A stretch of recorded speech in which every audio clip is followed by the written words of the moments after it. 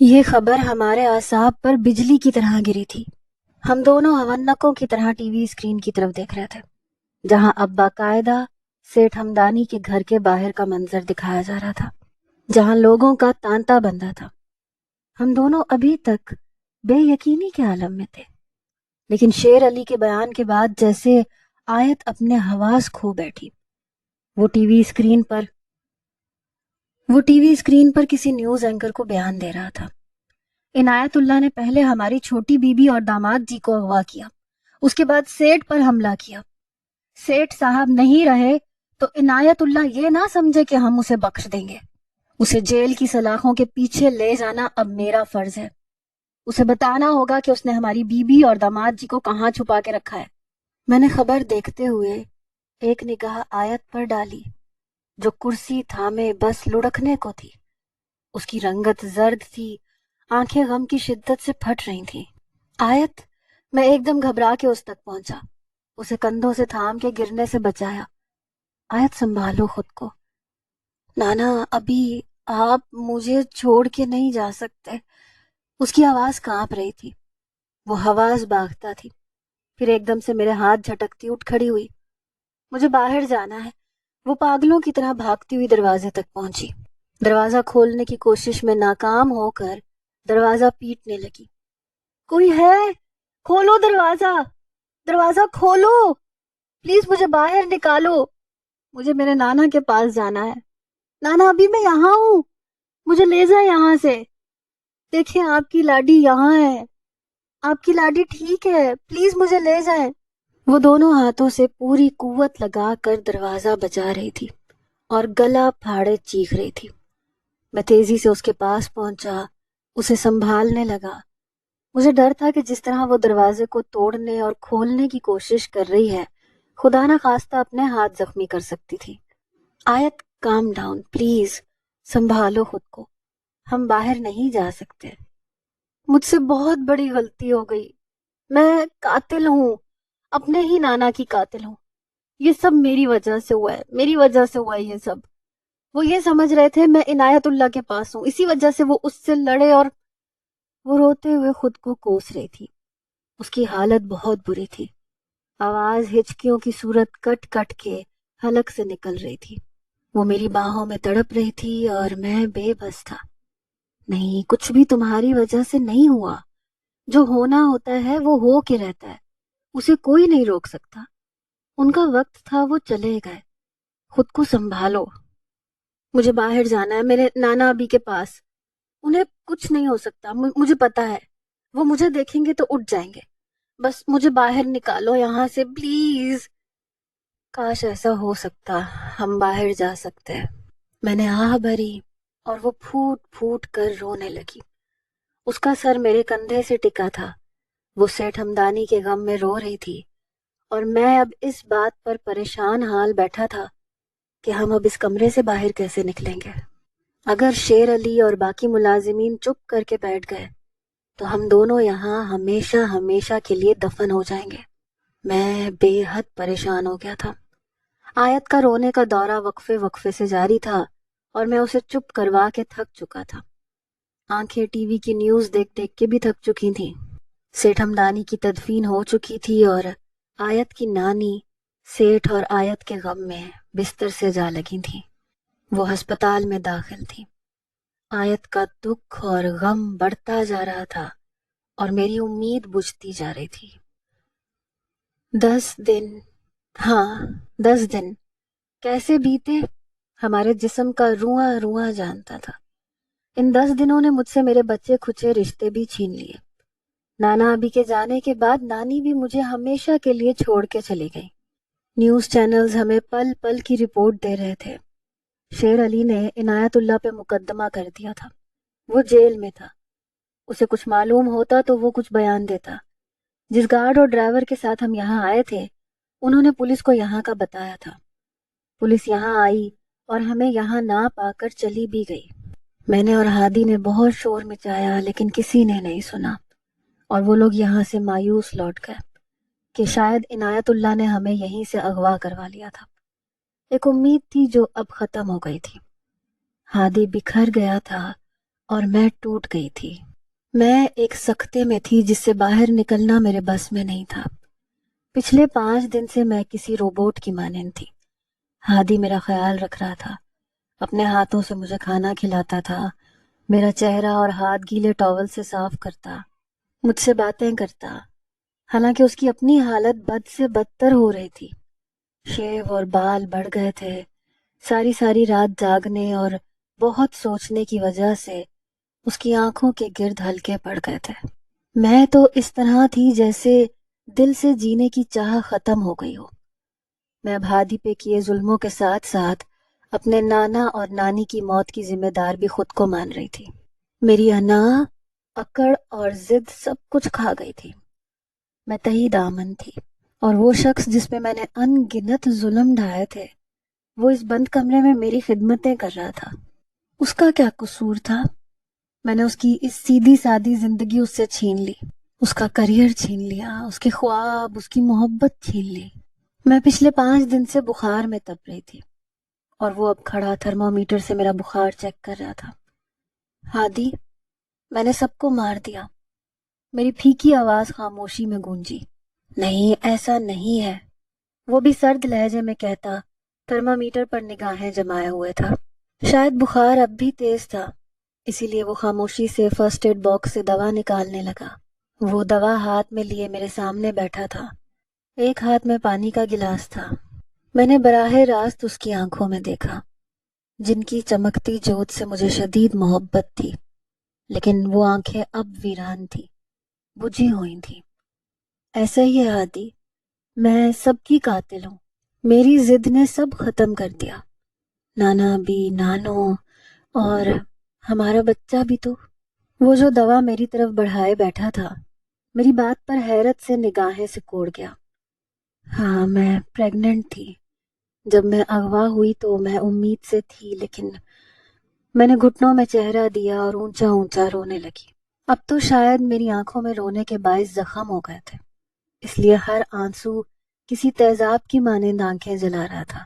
وہ چند سیکنڈ یوں ہی ساکن بیٹھا رہا، پھر جیسے سرگوشی کی، تو بچے کا قاتل تو میں ہوا نا؟ میں نے دھیرے سے سر اوپر اٹھایا۔ وہ نادم تھا، اس کا چہرہ بے بس تھا، مگر ضبط سے سرخ تھا۔ شاید اس لمحے وہ میرا گلا گھونٹ دینے کا خواہش مند تھا، لیکن وہ ایسا کر نہیں سکتا تھا۔ تم بے قصور ہو ہادی۔ وہ سر جھکائے بیٹھا رہا۔ 1 منٹ، 2 منٹ، 3 منٹ بعد اس نے چہرہ اوپر اٹھایا، گہری سانس اندر لے لی۔ آیت، اب یہ سب سوچنا بیکار ہے۔ گناہگار ہم دونوں ہیں، اور اب تو لگتا ہے یہ سزا اللہ کی طرف سے ہے۔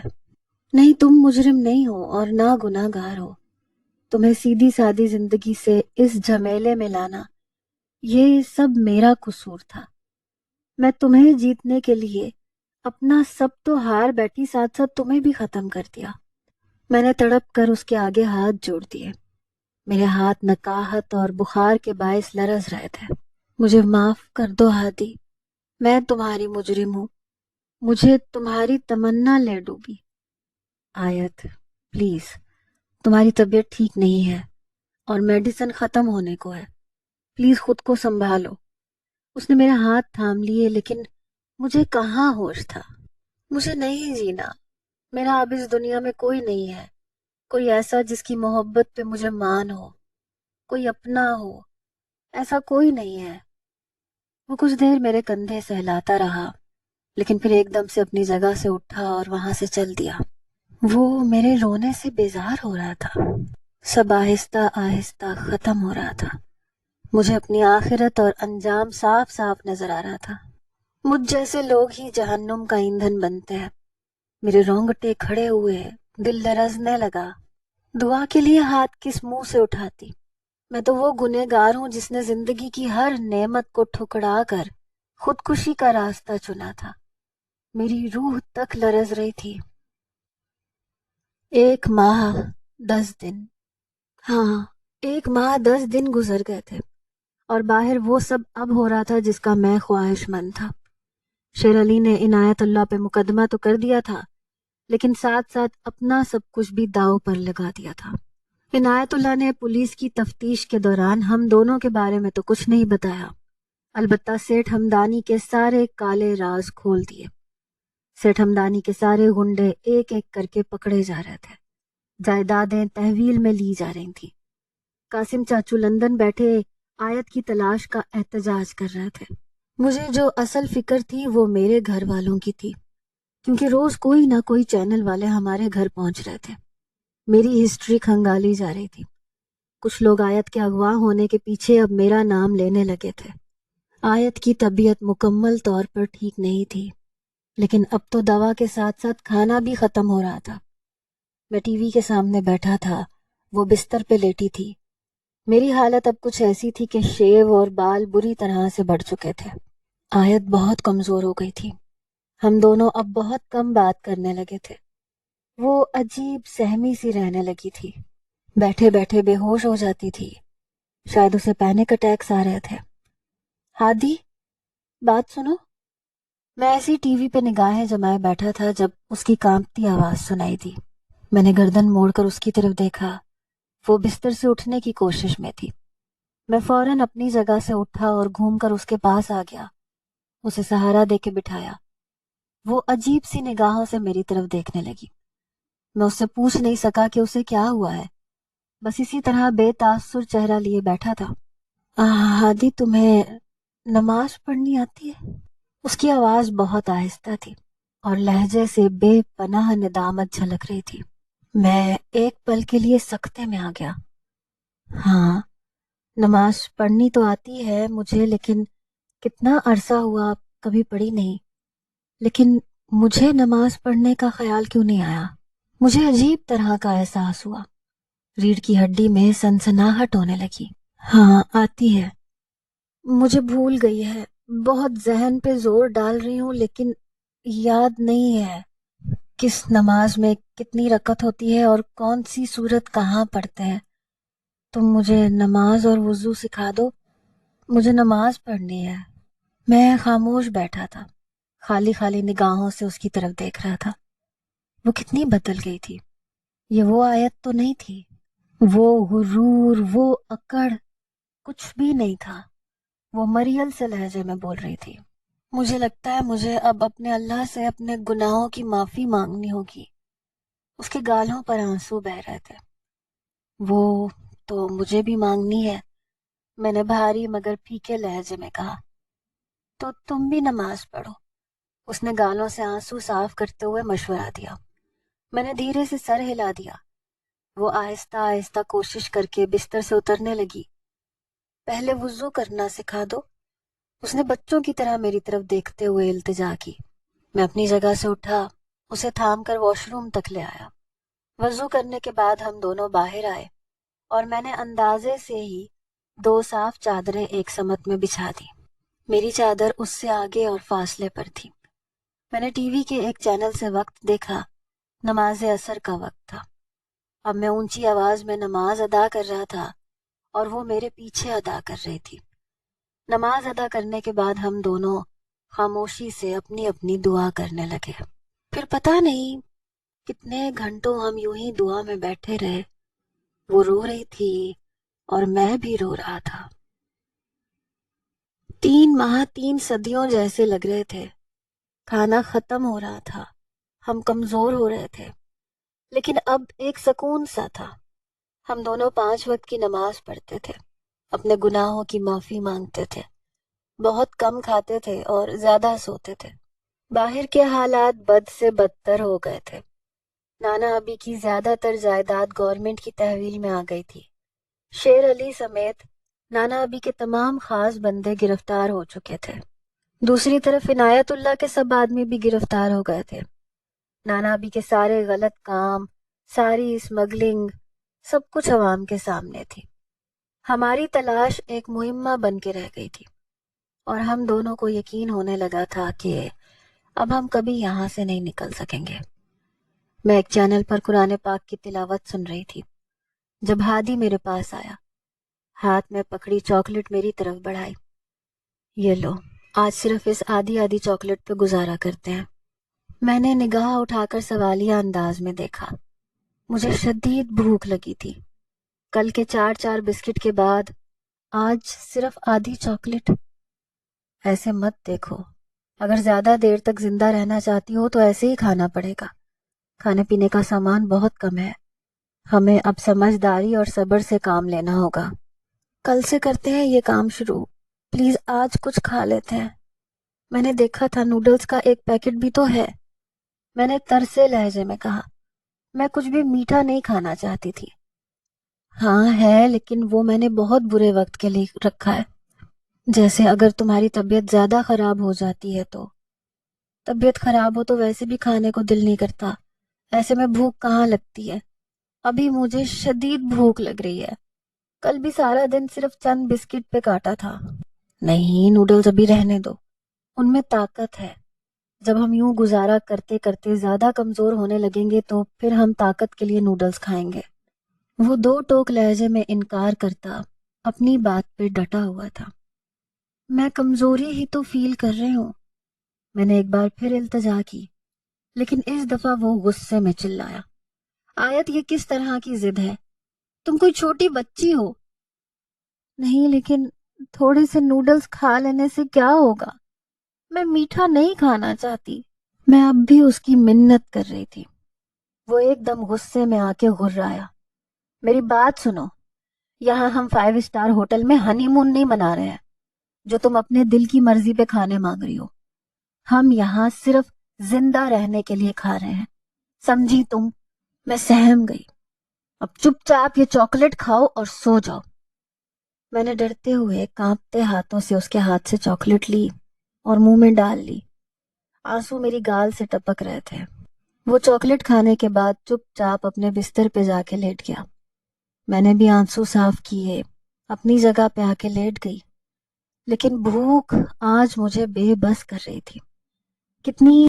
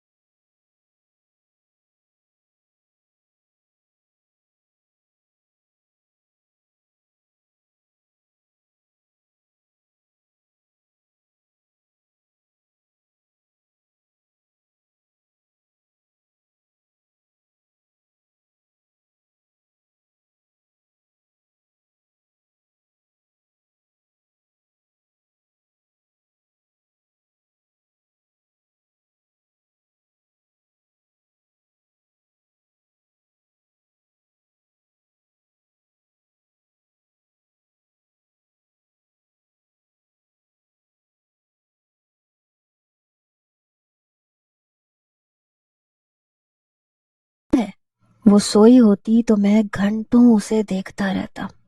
مجھے اسے دیکھنا اچھا لگ رہا تھا. وہ مجھ سے کترانے لگی. اب اسے نماز پڑھنے کے لیے میری امامت کی ضرورت نہیں ہوتی تھی. وہ خود اٹھتی تھی، وضو کرتی، نماز پڑھنے لگتی. وہ میری طرف نہیں دیکھتی تھی، لیکن میں اب بار بار چوری چوری اسے دیکھتا رہتا تھا. باہر کے حالات رفتہ رفتہ سرد ہو گئے. ہماری خبریں آنا کم ہو چکی تھیں. قاسم چاچو کا احتجاج اب سوگ میں بدل گیا تھا. ہماری تلاش نہ ہونے کے برابر ہو چکی تھی. دن پر دن گزر رہے تھے. ایک طرف کھانا ختم ہو رہا تھا، دوسری طرف میری آیت سے محبت زور پکڑ رہی تھی. 5 ماہ گزرنے کے بعد اب ہماری حالت بگڑ گئی تھی. کھانے کو کچھ نہیں تھا. ہم دونوں پچھلے 4 دن سے صرف پانی پی رہے تھے. آیت کی برداشت ختم ہو رہی تھی. مجھے اب صرف اس کی فکر تھی. وہ نڈھال تھی اور میں اس کے سرہانے بیٹھا اس کے بالوں میں ہاتھ پھیر رہا تھا.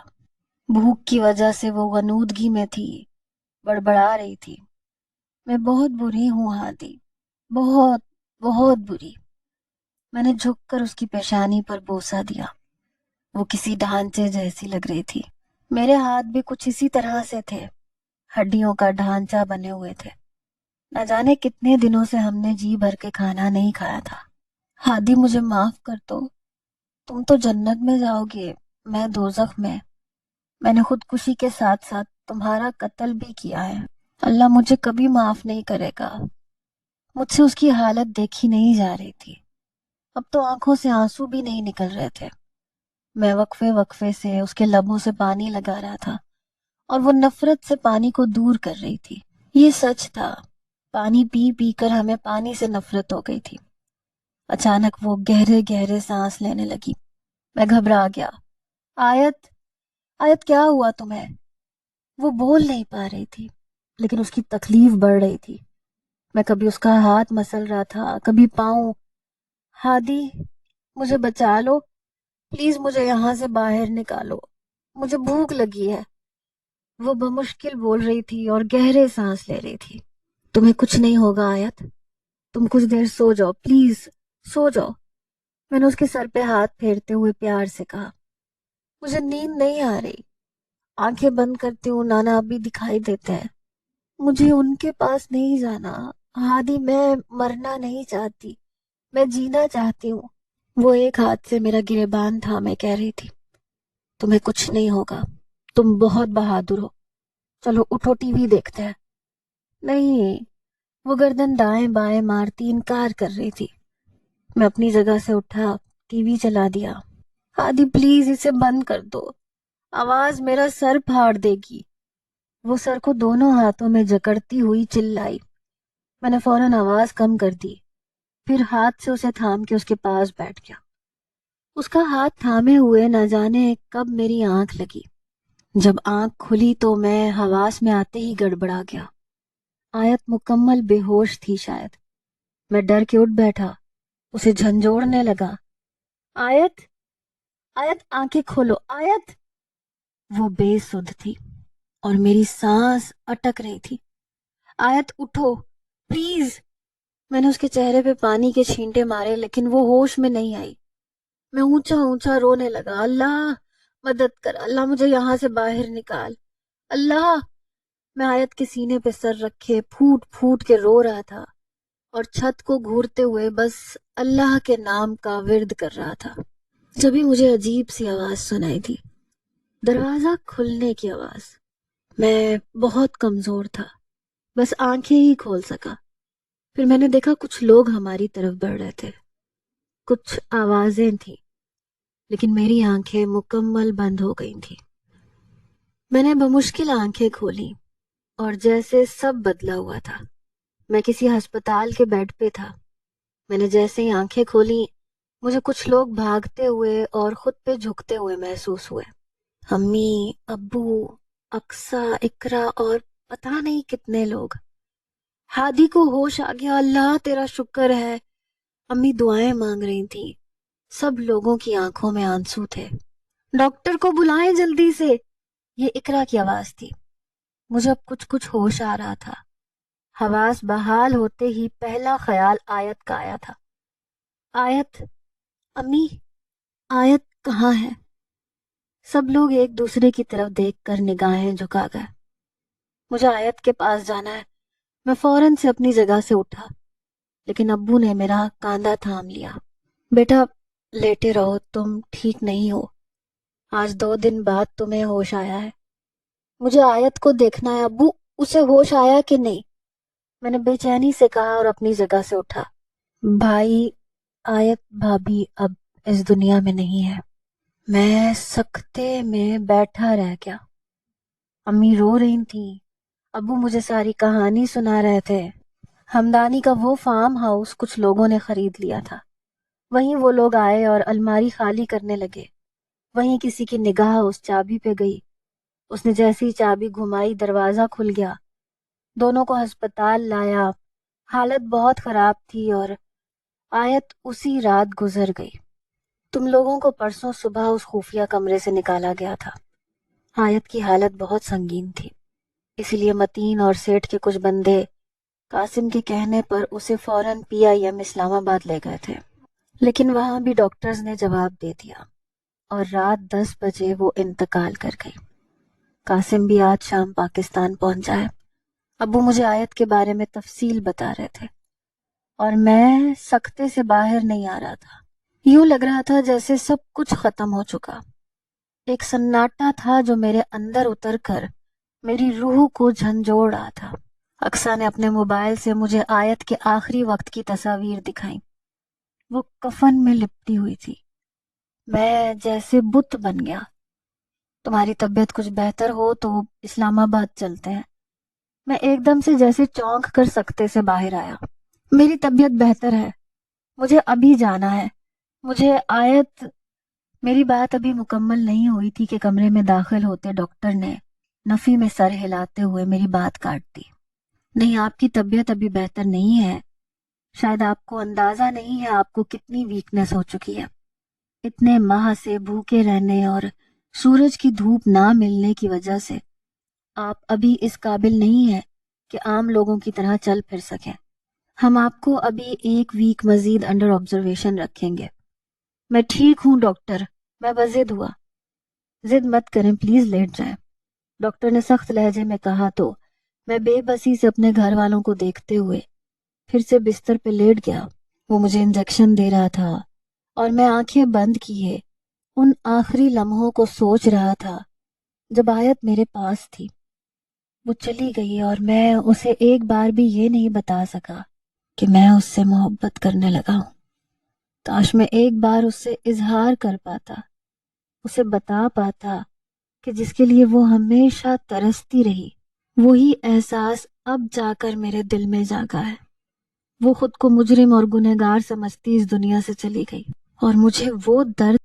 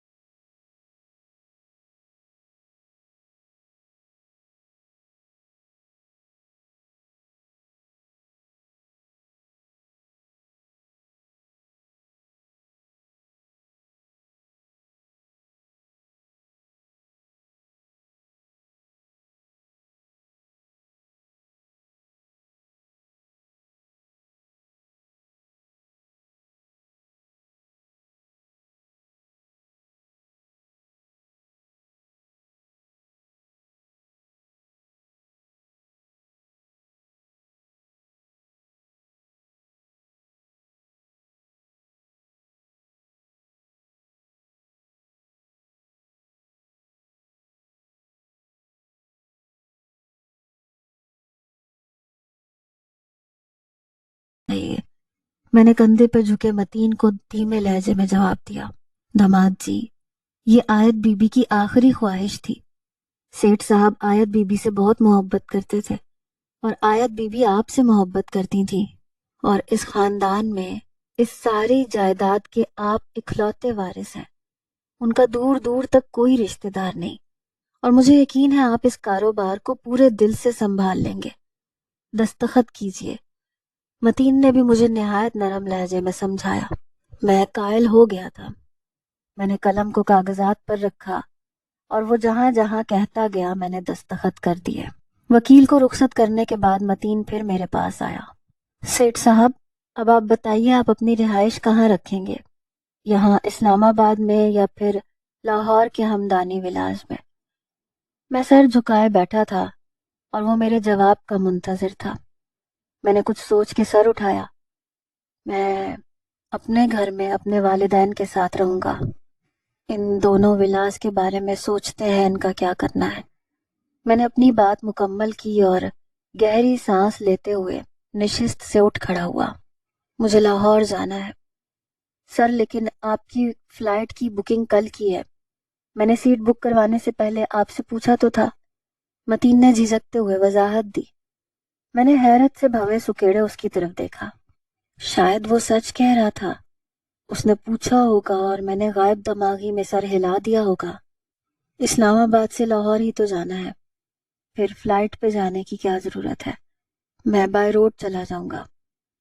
ओके सर, जैसे आपकी मर्जी। फिर कौन सी गाड़ी तैयार करवाऊं? मैंने फिर से उसे अजीब नजरों से देखा। कितना अजीब था ये सब। मुझे ये दौलत और कदर किसी किस्म की खुशी नहीं दे रही थी। मेरा सकून, इत्मीनान और चैन सब कुछ जैसे आयत के साथ रुखसत हो गया था। मैं हर 2 सेकंड में उसकी कोई ना कोई बात याद कर रहा था। वो मेरे हवासों पे सवार थी। सर, कौन सी गाड़ी तैयार करवाऊं? मतीन के दोबारा सवाल करने पर मैं जैसे अचानक होश में आया। हाँ, कोई कोई भी, मैंने बेदिली से मुख्तसर जवाब दिया और ऑफिस से निकलकर बाहर लॉन में आ गया। मैं अब बंद कमरों में ज्यादा देर नहीं रहता था। अस्पताल से वापस आने के बाद मैंने हर लम्हा खुली फिजा में गुजारा था।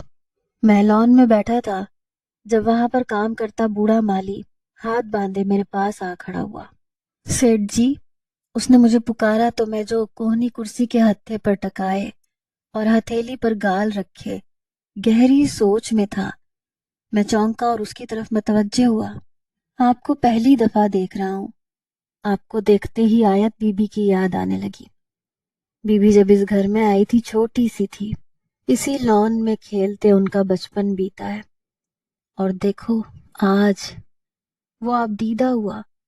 मैं खोए खोए अंदाज में लॉन को देखने लगा और अचानक जैसे जहन में एक ख्याल आया। मुझे आयत के कमरे में जाना था। मैं फौरन अपनी जगह पर से उठा। मुलाजिम से पूछने के बाद उसके कमरे में आ गया। मैं उसकी हर चीज को और तस्वीरों को देख रहा था, उन्हें छू रहा था। उसकी बातें मेरी बाज़गिश्त से टकरा रही थी। उसका लम्स, उसका एहसास और वो बेपनाह जुनूनी मोहब्बत। मेरी आंखें भीग गई थी। काश आज वो ये देख सकती कि मैं उसके लिए रो रहा हूँ। उसकी तस्वीर का फ्रेम जो बेड की अतराफी मेज पे रखा था, मैंने उसे हाथ में लिया, बेड पे बैठ गया। उसके चेहरे पे अपनी उंगलियां फेरते हुए मैंने बमुश्किल वो जुमला कहा जिसे सुनने के लिए वो तरसती थी। आई लव यू आयत। दरवाजे पर हल्की सी दस्तक के बाद मतीन अंदर दाखिल हुआ। सेठ, गाड़ी तैयार है, चलिए लाहौर के लिए निकलते हैं।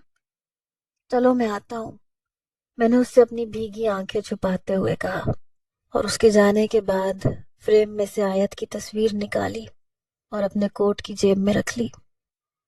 6 माह पर लगा कर गुजरे थे। मैंने खुद को बहुत मसरूफ कर लिया था।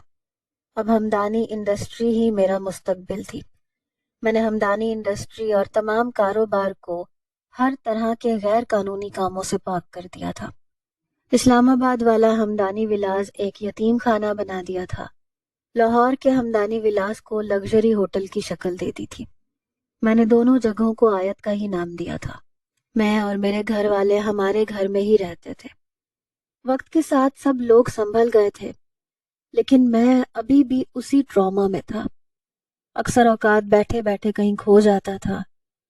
وہ 5 ماہ میرے ذہن سے چپک کے رہ گئے تھے۔ میں اب 5 وقت کی نماز ادا کرتا، گھنٹوں مسجد میں بیٹھا رہتا، لوگوں کی بھیڑ میں بھی سنجیدہ اور خاموش رہتا۔ اسلام آباد کے ہر چکر میں گھنٹوں آیت کی قبر پہ بیٹھا رہتا، خاموش، تنہا، لیکن کہیں سکون نہیں تھا، بے چینی تھی، ایک چبھن اور کسک تھی جو میرا سکھ چین چھینے ہوئے تھی۔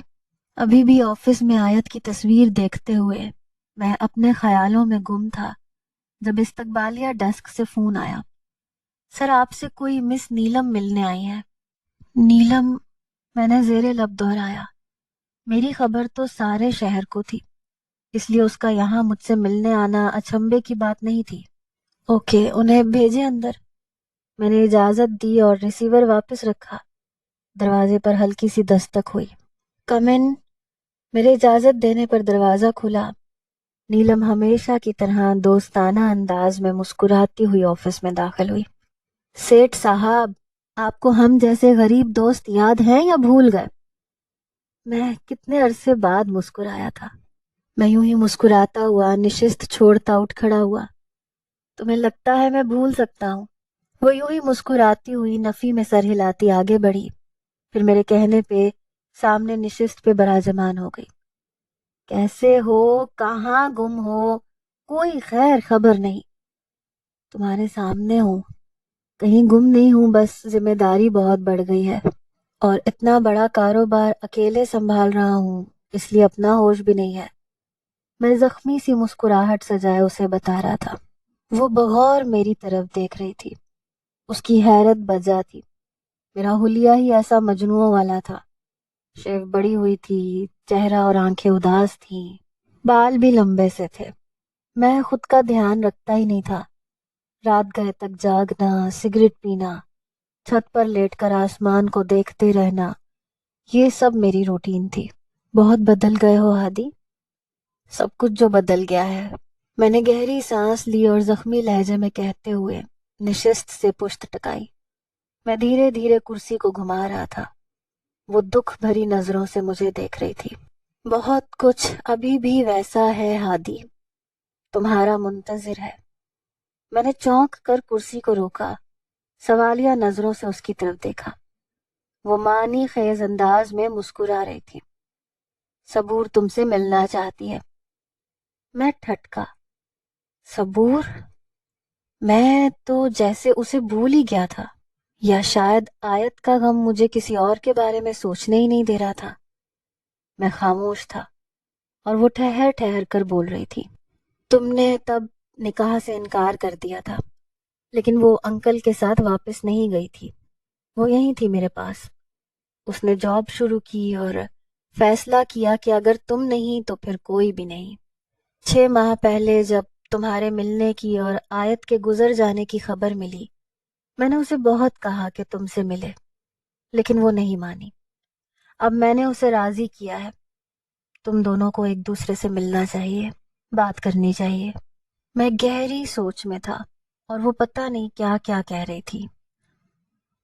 یہ کیفے کا خاموش کونا تھا اور وہ میرے سامنے بیٹھی حیرت اور دکھ کے ملے جلے تاثرات لیے مجھے دیکھ رہی تھی، لیکن میں خالی خالی نگاہوں سے کھڑکی کے پار بھاگتی دوڑتی گاڑیوں کو دیکھ رہا تھا۔ کتنے ہی لمحے اس خاموشی میں کٹ گئے جب اس نے بھیگے اور افسردہ لہجے میں بات شروع کی۔ مجھے بہت حیرت ہو رہی ہے ہادی، چلو میں اس بات کو مان بھی لیتی ہوں کہ تمہارے دل میں آیت کے لیے اب محبت ہے، لیکن میرے لیے کچھ بھی نہیں بچا۔ یہ کیسے ممکن ہے؟ تم مجھ سے اتنا پیار کرتے تھے، ہمارے وہ وعدے، وہ سب۔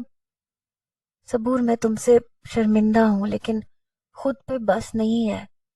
میں خود کو سمجھ نہیں پا رہا ہوں تو تمہیں کیسے سمجھاؤں؟ بس اتنا کہوں گا کہ میں بہت عجیب ہو گیا ہوں، میں نے شرمندہ لہجے میں کہا۔ وہ زخمی سا مسکرائی اور پھر دونوں طرف گہری خاموشی چھا گئی۔ تقریباً 10 منٹ بعد جیسے وہ کوئی حتمی فیصلے پہ پہنچ کے بولی، ہادی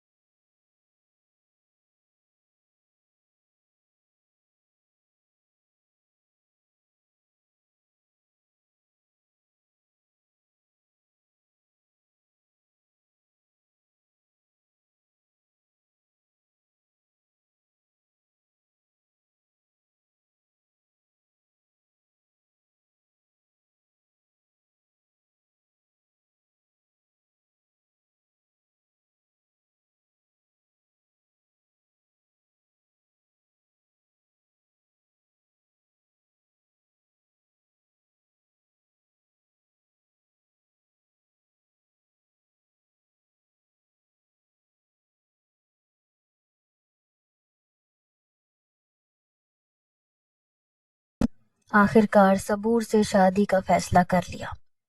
شادی میرے کہنے کے مطابق بہت سادگی سے ہوئی، لیکن یہ ایک مکمل شادی تھی جس میں صبور کے خاندان والے بھی خوشی سے شامل تھے۔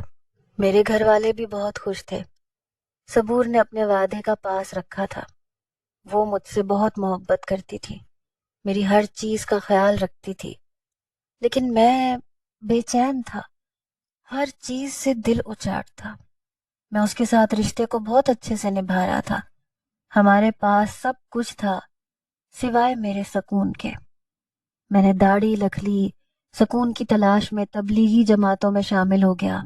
یہی ایک جگہ تھی جہاں مجھے سکون ملتا تھا۔ 2 سالوں میں ہی کاروبار پھر سے چمکنے لگا۔ لوگ آہستہ آہستہ تاج ہمدانی کو بھول رہے تھے۔ اب ہر کوئی سیٹھ ہادی کو جانتا تھا۔ میں نے اپنے دم پر اپنا گھر بنایا اور اب ہم پوری فیملی وہاں شفٹ ہو گئے تھے۔ قاسم چچا سے اکثر بات ہوتی تھی اور میں آیت کی قبر پر باقاعدگی سے جاتا تھا۔ 1.5 سال بعد اللہ نے میرے گھر ایک ننھی پری کو بھیجا جس کا نام صبور نے آیت رکھا۔ میں نے صبور کو اپنے اور آیت کے ان 5 ماہ کی ساری کہانی سنائی تھی، اس لیے وہ بھی میری اس محبت کو عقیدت کی نگاہ سے دیکھتی تھی۔ آیت کے آ جانے کے بعد جیسے میری بے چینی قدرے کم ہوئی۔ میں اب مسکرانے لگا تھا اور صبور اب قدرے مطمئن تھی۔ آج بھی میری آفس کی میز پر آیت کی تصویر تھی۔ میں اب بھی اوپر چھت پر جا کر تاروں کو تکتے ہوئے اسے یاد کرتا تھا۔ صبور سب جانتی تھی، لیکن اس نے کبھی مجھ سے شکایت نہیں کی۔ شاید وہ سمجھ گئی تھی کہ وہ اب کبھی میرے دل میں اپنی پرانی محبت کو واپس نہیں لا سکتی، کیونکہ اب وہاں صرف آیت رہتی تھی۔ 4 سال بعد اب میرا کاروبار بہت وسیع ہو گیا تھا۔ صبور میرے دوسرے بچے کی ماں بننے والی تھی۔ میرے تبلیغی جماعت کے تمام دوستوں نے عمرہ کرنے کا پروگرام بنایا۔ میں اس سے پہلے ایک حج اور عمرہ کر چکا تھا، لیکن اب یوں جماعت کے ساتھ جانا میری خوش نصیبی تھی۔ ہم لوگ اس دن مکہ میں تھے۔ رات گئے، عبادت کے بعد میرے دوست سو گئے، لیکن میں جاگ رہا تھا۔ کمرے میں دم گھٹنے لگا تو میں باہر آ گیا۔ پھر دل میں نہ جانے کیا خیال آیا، چلتے چلتے خانہ کعبہ آ گیا۔ گو کہ ہمارا ہوٹل بہت قریب تھا، اس لیے میں چلتا ہوا یہاں آ گیا۔ رات کے 3 بج رہے تھے۔ یہاں خاموشی تھی، سکون تھا، بہت کم لوگ تھے۔ ایک عورت اور 3 آدمی طواف کر رہے تھے، جبکہ ایک لڑکی خانہ کعبہ کی چادر تھامے اس پہ سر ٹکائے کھڑی تھی۔ اس کو دیکھ کے مجھے بھی لگا کہ خانہ کعبہ کو قریب سے دیکھنے اور چادر کو تھامنے کا یہ اچھا موقع ہے۔ یہی سوچتے میں بھی وہیں لڑکی سے کچھ فاصلے پر چادر تھام کر کھڑا ہو گیا۔ مانگنے کو کچھ تھا ہی نہیں، بس ویسے ہی کھڑا تھا، خالی الذہن اور خاموش، کہ اچانک فون جیب میں وائبریٹ کرنے لگا۔ میں نے فون اٹھایا اور کان سے لگایا. دوسری طرف صبور تھی. ہادی دیکھے نا، آیت بہت تنگ کر رہی ہے، آپ سے بات کرنے کی ضد کر رہی ہے. کرواؤ میری بات، میں نے دھیمے سے مسکراتے ہوئے کہا. صبور نے اسے فون دیا. ہیلو بابا. آیت بیٹا بہت غلط بات ہے.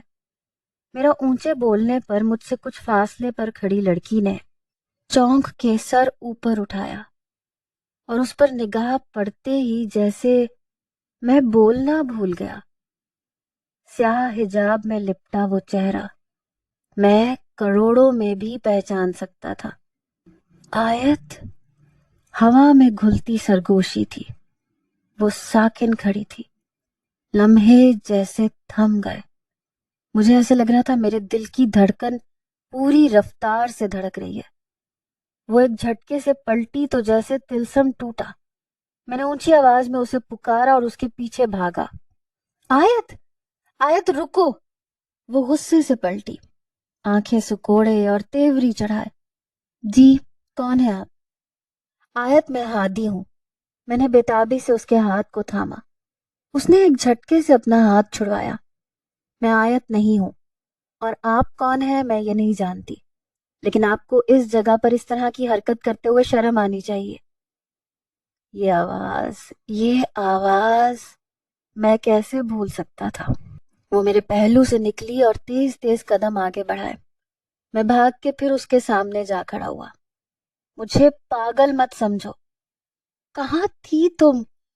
اور یہ سب کیوں کیا میرے ساتھ؟ میں نے اس کے کندھے تھام لیے. وہ تو جیسے طیش میں آ گئی. پاگل ہیں آپ، عجیب جاہل انسان ہے. کہیں اکیلی لڑکی دیکھی شروع ہو گئے. لگتا ہے آپ ایسے نہیں سدھریں گے. وہ دانت پیستے ہوئے ارد گرد دیکھنے لگی، پھر طواف کرتے آدمیوں کو پکارنے لگی. انکل بات سنیں، اسے دیکھیں. میں ایک دم سے گھبرا گیا. یہ ایسی جگہ تھی کہ اس حرکت پر مجھے یہاں کے قانون کے مطابق جیل بھی ہو سکتی تھی. میں نے دونوں ہاتھ ہوا میں اٹھا کر فوراً اس کا راستہ چھوڑ دیا. میں ابھی اس کا پیچھا نہیں کر سکتا تھا. میں اسے کچھ دور جانے دینا چاہتا تھا اور پھر اس کا پیچھا کرنا چاہتا تھا. وہ جیسے خانہ کعبہ کے صحن کو عبور کر کے آگے بڑھی، میں بھاگتے ہوئے اس کے پیچھے جانے لگا. لیکن وہ غائب ہو گئی تھی. وہ کہیں بھی نہیں تھی. مجھے حیرت کا شدید دھچکا لگا. ایسے کوئی اچانک کیسے غائب ہو سکتا تھا؟ میں کتنی دور تک اسے دیکھنے کے لیے نکلا، لیکن وہ کہیں بھی نہیں تھی. میں نے ایک دو آدمیوں کو اس کے حلیے کا حوالہ دیا کہ میری بیوی تھی، ایسے سیاہ گاؤن اور حجاب میں ملبوس تھی. کسی نے دیکھا ہے اسے، لیکن وہاں کسی نے اس قسم کی کوئی لڑکی نہیں دیکھی تھی. میں ہونکوں کی طرح کبھی کہیں بھاگ رہا تھا، کبھی کہیں، اور پھر تھک ہار کر ایک جگہ بیٹھ گیا. صبور کا فون آ رہا تھا. وہ شاید اس وقت سے کر رہی تھی، لیکن میں اٹھا نہیں رہا تھا. میں نے اس کا فون اٹھایا، کان سے لگایا. ہادی کیا ہوا؟ فون کیوں کاٹ دیا اور اٹھا کیوں نہیں رہے تھے؟ صبور میں نے یہاں ابھی آیت کو دیکھا ہے. میرا تنفس تیز تھا. کیا؟ کیسے اور کہاں؟ وہ حیرت سے چلائی. میں نے اسے پوری بات بتائی تو اس نے گہری سانس لی. ہادی یہ حقیقت نہیں ہوگی، فقط آپ کا خیال ہوگا. آپ اسے اتنا سوچتے ہیں کہ ایسا خیال آنا عام بات ہے. یا یہ ہو سکتا ہے کوئی ایسی ہو جس کی صورت آیت سے ملتی ہو. نہیں، وہ آیت تھی، 100% یقین ہے مجھے. ہادی آپ کو ہوٹل جا کر سو جانا چاہیے. اچھا اگر شکل ملتی تھی تو آواز؟ صبور اس کی آواز بھی آیت جیسی تھی. وہ آیت تھی. آیت زندہ ہے. ہادی آپ ہر مہینے اس کی قبر پہ جاتے ہیں. ایسے پاگل پن کی باتیں مت کریں. شکل کے ملنے کے ساتھ آواز کا ملنا بھی اتفاق ہو سکتا ہے. اب کی بار میں بالکل خاموش ہو گیا. پھر ہوٹل واپس آ گیا، لیکن میری بے چینی بڑھ گئی تھی. میرا سکون برباد ہو گیا تھا. صبور کے اتنا سمجھانے کے باوجود میں جتنے دن وہاں رہا اسے تلاش کرتا رہا، لیکن وہ مجھے دوبارہ کہیں نظر نہیں آئی. میں آیت ہوں، آیت قاسم. یہ کہانی میری ہے. میری محبت، جنون اور پاگل پن سے شروع ہونے والی کہانی۔ جس صبح ہمیں فارم ہاؤس کے خفیہ کمرے سے باہر لایا گیا، میری طبیعت بہت خراب تھی۔ مجھے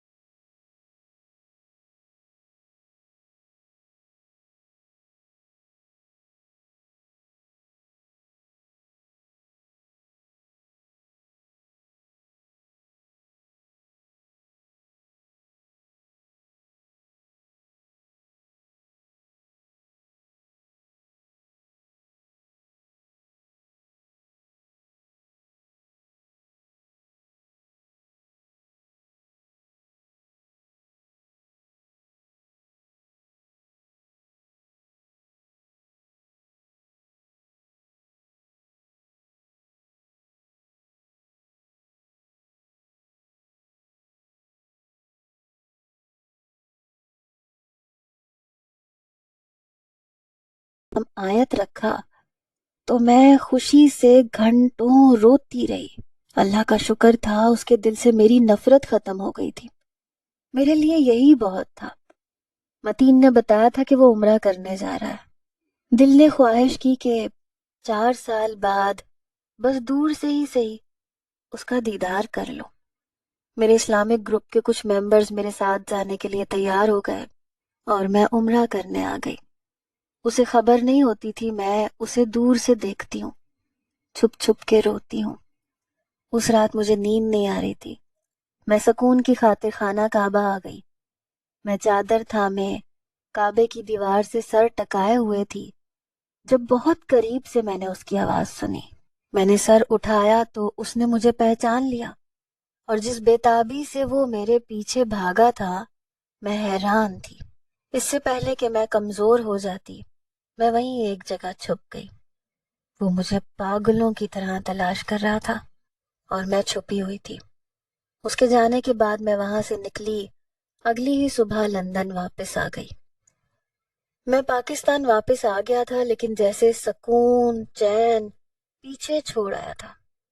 اللہ نے مجھے ایک بیٹے سے نوازا تھا۔ سب لوگ بہت خوش تھے۔ صبور ہاسپٹل سے واپس گھر آ گئی تھی۔ میں ننھے ابراہیم کو گود میں لیے صبور کے پاس بیٹھا تھا، لیکن ذہن کہیں اور اٹکا ہوا تھا۔ ہادی، آپ خوش نہیں ہیں؟ میں نے ہمیشہ کی طرح چونک کے اس کی طرف دیکھا، پھر جبراً مسکرایا۔ میں خوش ہوں۔ لہجہ بہت پھیکا تھا۔ ہادی، آپ مان کیوں نہیں لیتے؟ وہ سب حقیقت نہیں تھی، ایک وہم، خیال یا پھر اتفاق تھا۔ میں صبور کی بات پر سٹ پٹا گیا۔ وہ کیسے جان گئی کہ اس لمحے بھی میں آیت کے خیال میں ہوں؟ آیت کے آخری وقت کی تصاویر ہیں، اس کی قبر ہے، ڈیتھ سرٹیفکیٹ ہے، وہ کیسے زندہ ہو سکتی ہے؟ صبور کے یہ سب بتانے پہ اچانک جیسے میرے ذہن میں ایک جھماکا سا ہوا. لیکن کیا کسی نے اس کے جنازے میں شرکت کی؟ کیا متین کے علاوہ کسی نے اس کی تدفین دیکھی؟ میں ایک دم اپنی جگہ سے اٹھا اور بچے کو کوٹ میں لٹا دیا. ہادی کہاں جا رہے ہیں؟ صبور مجھے پیچھے سے پکار رہی تھی، لیکن میں نے اس کی بات کا جواب نہیں دیا. میں پاگلوں کی طرح نیچے آیا. امی ابو لاؤنج میں بیٹھے تھے. ابو، آپ لوگوں میں سے کسی نے آیت کے جنازے میں شرکت کی تھی؟ میں لاؤنج کے وسط میں کھڑا سوال کر رہا تھا. سب لوگ حیرت سے منہ کھولے مجھے دیکھ رہے تھے. پھر ابو نے نفی میں سر ہلایا.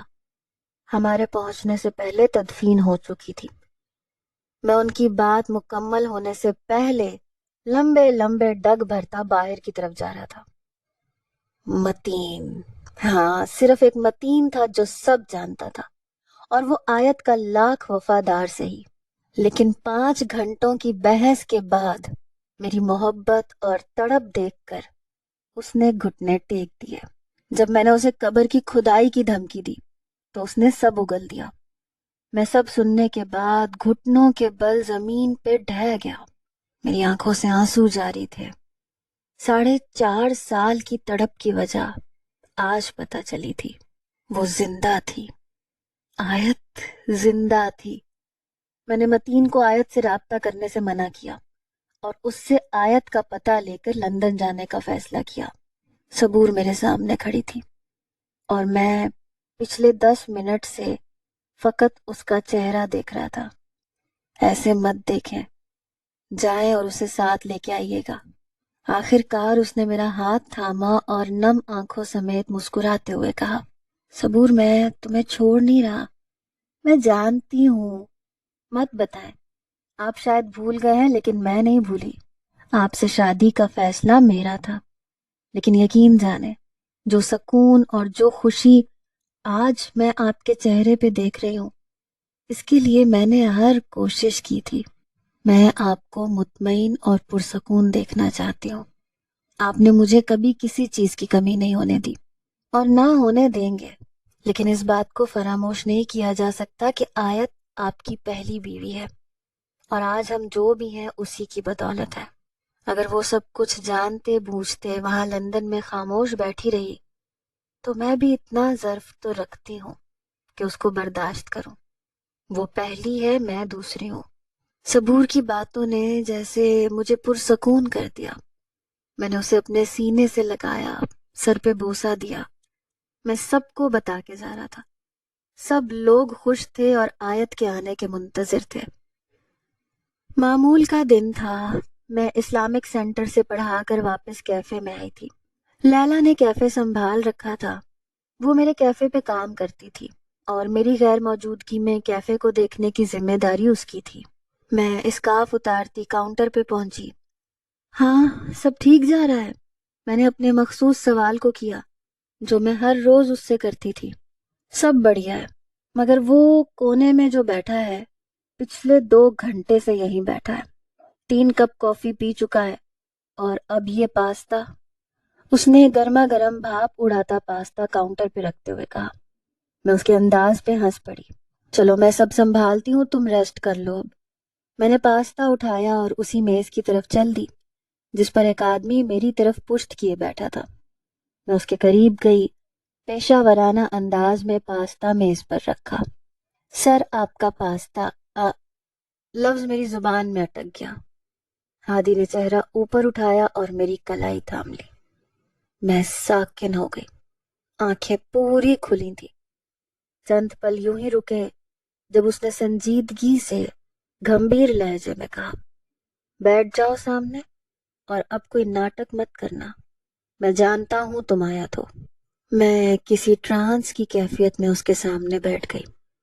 وہ میری طرف دیکھ رہا تھا اور ایسی نظروں سے دیکھ رہا تھا جن کے لیے میں ہمیشہ ترستی رہی.